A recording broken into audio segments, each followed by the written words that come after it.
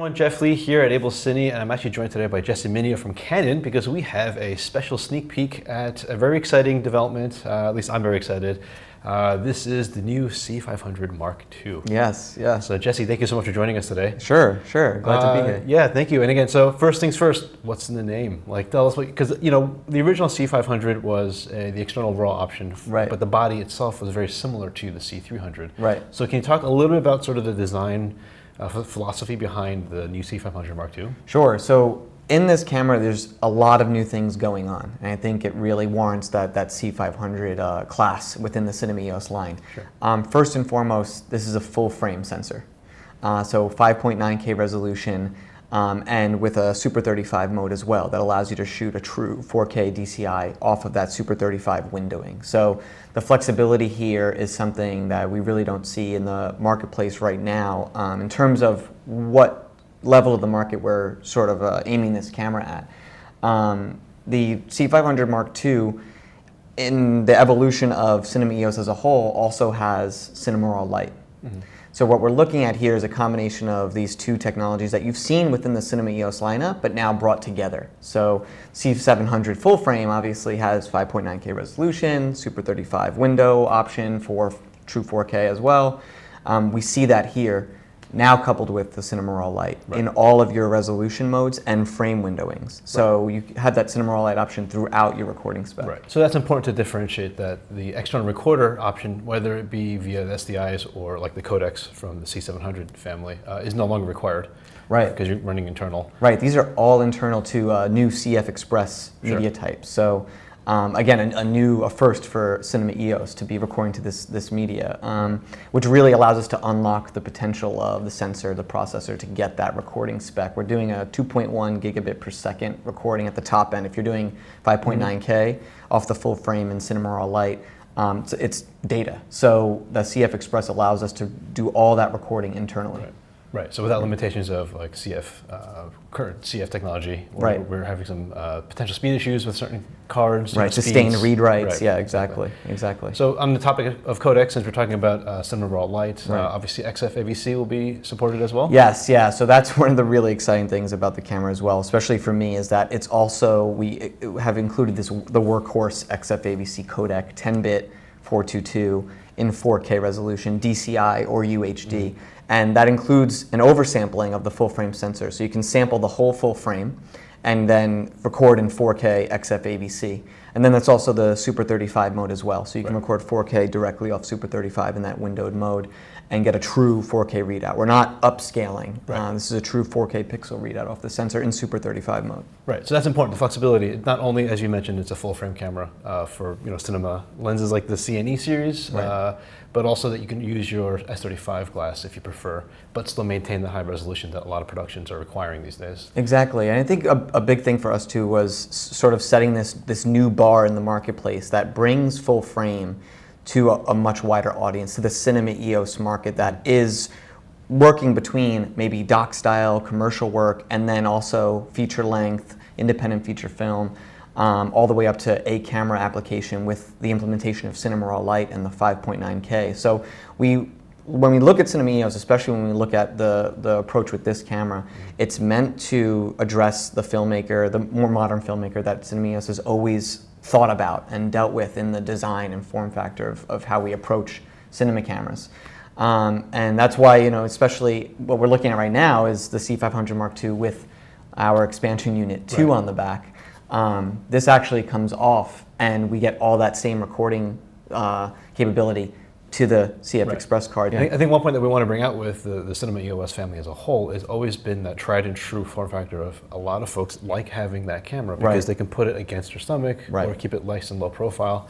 We joke a lot about being in New York City, you don't have permits to shoot stuff, but you can be in the subway or some tourist destination and you can blend right into any other tourist, but you're really capturing high quality cinema. So that has still played true with this design. Exactly. I mean, the reality is no matter what, we used to separate out, types of production by and refer in our minds a certain image quality and or a certain style, and the reality is cinema quality imagery is everywhere now. I mean, we all see this from documentary to independent features to big budget features. The expectation is the quality of cinema, And Cinema EOS has kind of run with that mindset that you shouldn't have to sacrifice cinema quality when you go into a small form factor. So modularity here was key because we wanted to address both types of shooters. The ones that want to take advantage of the small form factor, but also want the ability to build out. So this is the first time where we're really looking at Canon taking modularity and looking at Cinema EOS and combining those two approaches together and giving our version of what we see as a modular camera. Right. So obviously what we don't have on there is the top panel and the viewfinder, so anyone that's used a C200 or C300 Mark II will be familiar with that style. Right. But to your point about modules is you have this new module in the back. Right. This one being the module B. Expansion unit 2. Yeah. Right, so this will give us obviously we could see the XLR inputs. Right. But on the topic of audio, actually, because that's really important too, right. you still have XLR audio on board. Yeah. Without the module. Yeah, so this is the key, I think, because expansion, when we talk about expansion units, modularity, people think that you're getting different recording image qualities. This camera out of the box with no expansion units, you're getting the best image quality that it's capable of capturing. Right, cinema raw light, 5.9K. Right, exactly, yeah, all of that. So the expansion units here are just adding throughput, audio interface capability, adding channels, adding XLR, but you're not enhancing your image quality. That's all straight out of the box, which I'm happy about. So the expansion unit 2, you're adding 2 additional XLRs, as you mentioned, but there are 2 built into the body.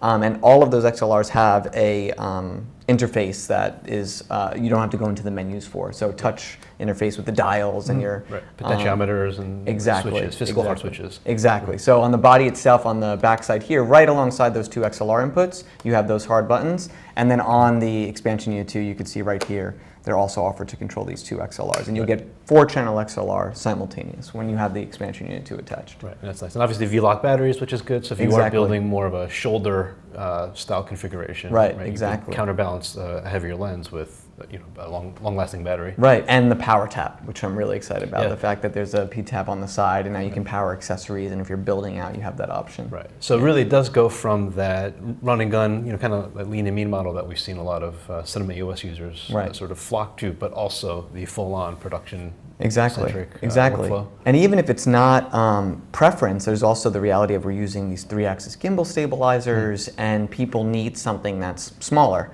So that kind of goes into the reasoning behind having the EVF as an option. We, in our research and conversations with shooters all the time, it really splits down the middle. The shooters that like having the EVF built in, and the ones that want the option to remove it. So out of the box, that EVF is not fixed to the camera. It's additional accessory. But now you can really build it down small, where on a 3-axis gimbal, you're not getting in the way or risking the EVF or any additional parts bumping into any of your sides of the gimbal stabilizer. Sure. So we were talking a lot about obviously the inputs via the modules and what the camera has built in, but there's also different I/O options. So you have, looks like 2 SDI spigots on the back of this, plus an HDMI output. Yeah, so all of our outputs are 4K. So the first is a 12G SDI output. The second, the monitor output, is 3G SDI. And then the 4K on the HDMI is 4K up to 60p. Okay, great. Yeah. So no matter what you're plugging into, you'll have options for 4K output. Right, exactly. And for the included monitor, we have the video output on the front. So you're not utilizing any of those outputs for the included 4.3 inch. Operator. Exactly. So those are, with the monitor, those are all freed up. So you're using the video output on the front here for that monitor. You still have those 3 outputs on the back. Sure. And things like lookup tables, like you've always supported lookup tables, so the same thing with this. Right, so here we're supporting 3D LUTs in the camera, so that's great. It's not on every Cinema EOS camera, so this is really big for us too. And again, the camera, reaching up into the A camera market and not wanting to sacrifice that workflow for our shooters. Right, so then once we can get into the menus, you'll be able to route the lookup table to the different SDI or HDMI outputs. Right, exactly. Great.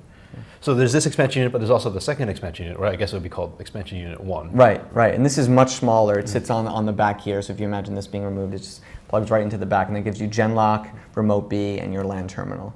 So really, and we expect that the Genlock is going to be, for the customers that need it, expansion unit 1, if you still want to stay really small, is a great option. Sure.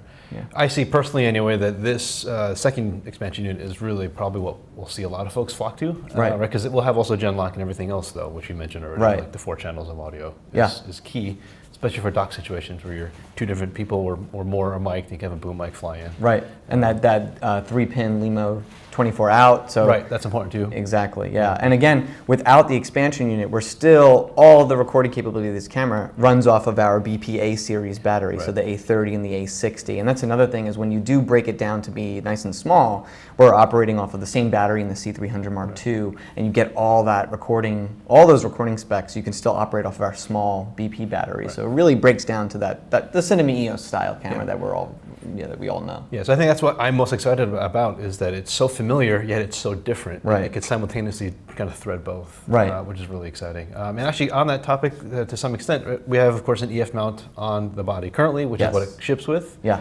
But previous generation Cinema EOS, we've always been able to, via service, swap for, like, say, a PL. Right, exactly. But this is the first time that you guys are actually doing a user interchangeable PL or locking EF. Right, exactly. So this is, I think for some shooters, will be one of the most exciting points of news about the cameras. We're offering a PL mount accessory that you can purchase and swap out yourself with shims. That is not, you don't have to interface with our factory service center at all. So you purchase the accessory and you can swap out the standard EF mount that comes with the camera for the locking, the PL mount that we're all familiar with. And then there's also, as you said, the EF locking mount, which some people might know of with the original C500. You had that EF locking style. So if you do have a 30-300 heavy cinema lens with an EF mount, you can buy that accessory and get the EF locking style mount for that added security with the lens. Right, so that's important. And obviously things like ND filters, things like all the user buttons are all kind of in the same spot. Right, so. Yep, still 2, 4, 6, 8, 10 stops of ND filtration, and yeah, very similar layout, button layout to previous generations of Cinema EOS. So you mentioned already that's a 5.9K sensor that you can obviously window for the true S35 mode, or shoot the full frame, but get a 4K deliverable file via oversampling. As far as the sensor goes, though, what are we looking at in terms of performance? Yeah, what it supports? Yeah, totally. So we're still rated at 15 plus stops, very similar to the C700 full frame. It also supports HLG and PQ. Okay, so HDR ready. Exactly, yeah. And it has Canon Log 2 and Canon Log 3, which takes the most benefit of the sensor in the dynamic range and delivers at the newer generation of log.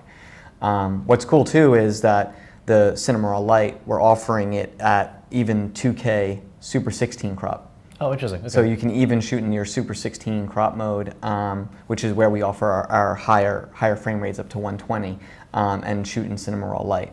In 5.9K Cinema Raw Lite or 4K Cinema Raw Lite, whether it's Super 35 or the full frame sensor, we're getting up to 60p. Okay.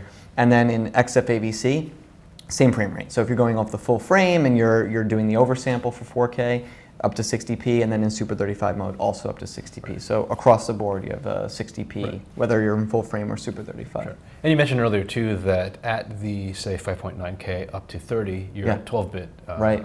Exactly. When you move up into the higher frame rates, you are a Cinema Raw Lite 10-bit. Exactly. Okay. Exactly. So obviously the sacrifice, and every camera does this, there's always a give and take, but the decision was to give you the high frame rates, but reduce a little bit of the color subsampling. Right. And it should, I should say too, that the XFAVC is at 60p is a 4K 10-bit. So it's not, when you go to 60p in the XFAVC codec, you're still getting that 10-bit, which is good. So across the board, no matter what, I guess the best way to wrap our heads around is no matter what 60p you're in, it's a 10-bit, whether it's Cinema Raw Lite or XFAVC. Right. Yeah. And of course, just on that too, I forgot to mention, or I forgot to ask, there is still an MPEG 2 option for proxies? Yeah, so proxies, when you're in Cinema Raw Lite, record to an SD card. Great. Just like the usual 50 megabit per second low bandwidth. Exactly. But great for online, offline editing. Right.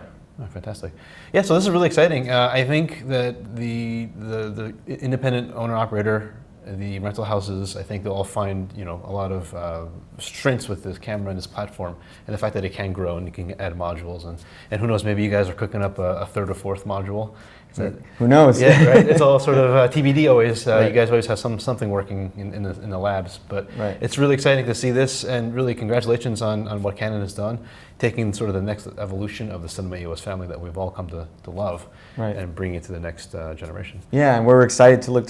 Me personally, I haven't yet to see. I'm looking forward to seeing our Sumaray now on a PL mount on this camera, small form factor. So to be able to give the user that control, like that's when we talk about this camera and the meetings we've had about it, control is a big thing that we want to offer, the EVF on and off, the expansion units, because we are all shooting in these really different varied environments now, and with one system you should have that flexibility. So modularity was a big step for us. We are known to be the company where you pull it out of the box and it shoots. So we didn't want to let go of that, and we haven't here. You still get your 4.3-inch monitor, touchscreen AF, the top handle, the side grip, your battery included, all that stuff out of the box, you can go shoot. But now, based on your format and your style, you can add these expansion units, build it out, have PL, and control all of that. So yeah. Right. Yeah. So again, thank you so much for bringing this by. Yeah, we're really excited. Thank you. This in. And Jesse, thank you again for joining us. Yeah, thanks, Jeff. Always. So that is our first look at the new Canon C500 Mark II. Appreciate you joining us. Stay tuned for more details. And again, we're looking forward to seeing more coming up from you guys. Yeah, so thanks. Thanks again. Thanks everyone for watching.